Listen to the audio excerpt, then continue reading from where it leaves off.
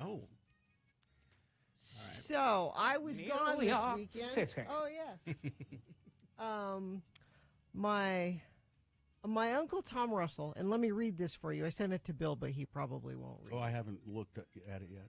Tom Russell, singer, songwriter, painter, novelist, essayist with 38 records and 6 books to his credit.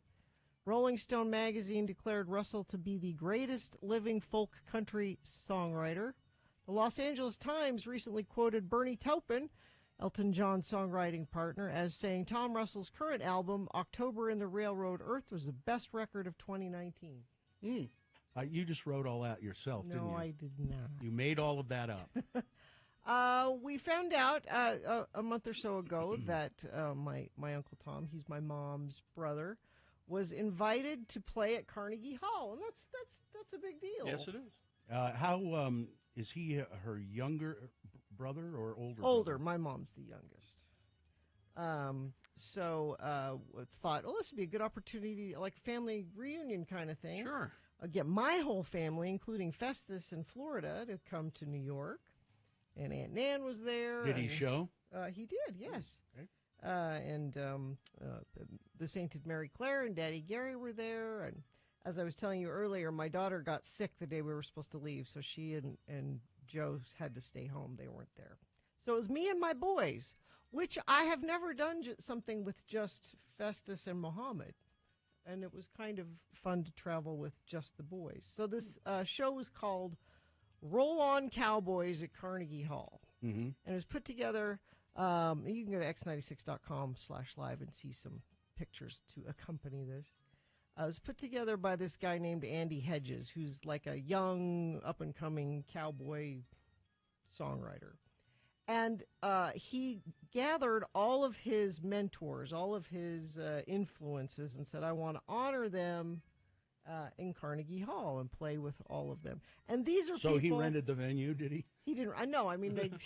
Well, by the way, I have a funny story to tell you guys off the air about who was promoting this and running it and who I ran into in the bar there. An old friend of ours. Who? It's Jim McNeil. Oh, no. Oh, really? Really? Hey, hi, how's it going? Yeah.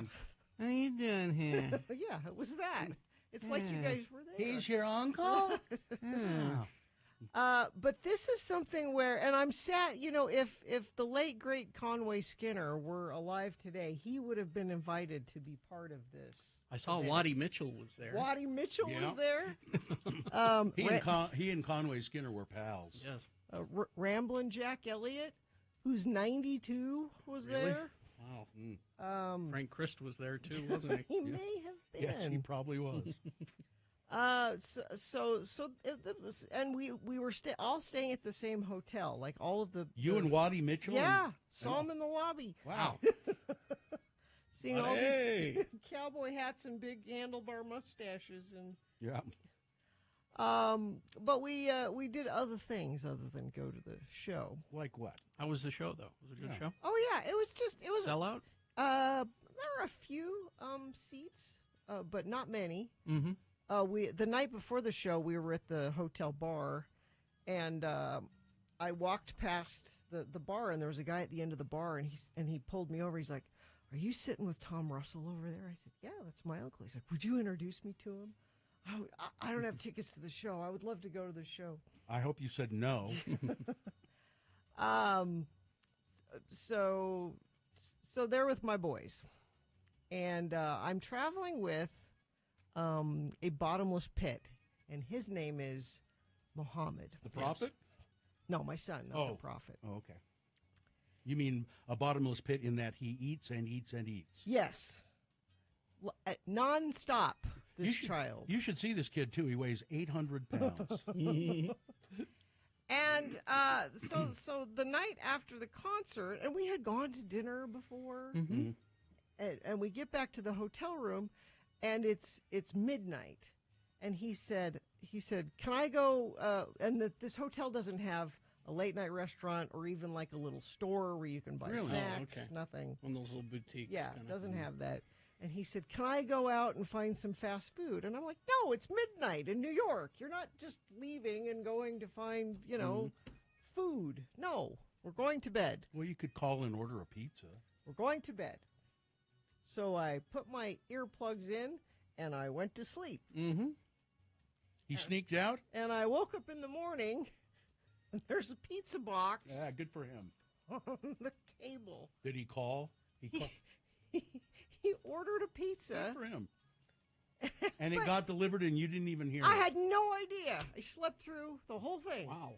He had to go down into the lobby to meet the pizza guy. Do we have a picture of the pizza box? At least? I have it on my Instagram. Because Ed Brass is curious. I didn't send. He said it was the Little Italy pizza or something. I don't know. Because Ed Brass texts me, inquiring minds wish to know, did Ms. Barberi eat a slice of New York pizza from anywhere? Oh. But especially famous Ray's. I replied to him with the cheese emoji. Yeah. I said, that's your answer. No, I did not. But he was down at 1 o'clock in the morning in the lobby of this hotel meeting a pizza delivery guy. Good for him. And I am unaware that any of this has happened. What part of town was the hotel in? 5th Avenue and 54th Street. Oh, that's a pretty safe area. Yeah? Yeah. Oh, but wait, there's more. But wait, there's what? more. Like what? New York City. So Festus wanted a New York hot dog from a hot dog stand. Of course. On the street, On street the cart. street. A soubrette. Okay. I don't think it was a soubrette. I'm not sure what brand it was. I love the soubrette sauce, though. That's delicious. So goes to the hot dog cart with his girlfriend, and they order a hot dog, and she hands him her debit card, and kind of has an uneasy feeling about it, but I'm sure it's fine. You talk yourself into it. Hands him a debit card and leaves. She's so uneasy about it that when they get back to the hotel, she checks her. Now wait, bank. I'm sorry. Who did she hand the debit card to? The hot dog vendor. Why? I mean, she got it back Pay from for the him, hot- right? Yeah. Oh, But I thought just she it was left kind. No. You said it like she left it with him. To pay for the hot dog. Okay. So it just felt weird about it for some intuition. Mm-hmm. Checked her bank account. It was an $89 hot dog. That's an expensive hot dog. He charged her I hope it was really good. $89. No, it was not. It was not a good hot dog. Wasn't even a good dollar hot dog. Oh. And this was Muhammad's girlfriend? No, Festus's girlfriend. Festus's girl. So did she then turn to Festus and say, "That's it, I'm leaving you"? I want my $89 back. So she had to cancel her debit card which is always fun to do when you're traveling, yeah. But cash is a better way to go about it. Well, yeah. So that I don't. Do you have to cancel it? Can't you just no, because get that charge? Just say that charge. No, take once that they off? have your debit card number, they can. Yeah, no, you have to cancel it. Interesting, $89. Yeah. Why not round it up to 90? I don't know. They think you were not going to notice a off. I don't know. And then did one of two things you should have done? Either you should have had the hot dog vendor arrested, Yeah.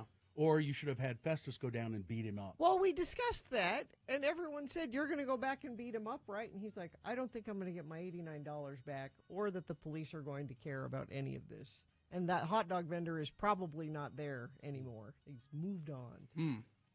I don't know. I'm going to find. I'd like to find out. I'd like to see that hot dog vendor's apartment. The $89 hot I dog. bet he's doing pretty well.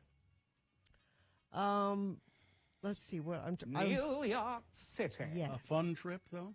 Oh, it was wonderful. So we did Did you get to eat in a diner? We did. We went to EJ's Luncheonette, which is a famous diner apparently. Oh, EJ's Yes. Luncheonette. Okay. And what was that like? And like diner, like they're you sit at the counter on the stool, and all the waitresses have diner Aprons. Flo Oh, Alice. Do they actually do it costume themselves? No, they're just wearing the. I mean, it's a uniform. They all wear the same. Okay.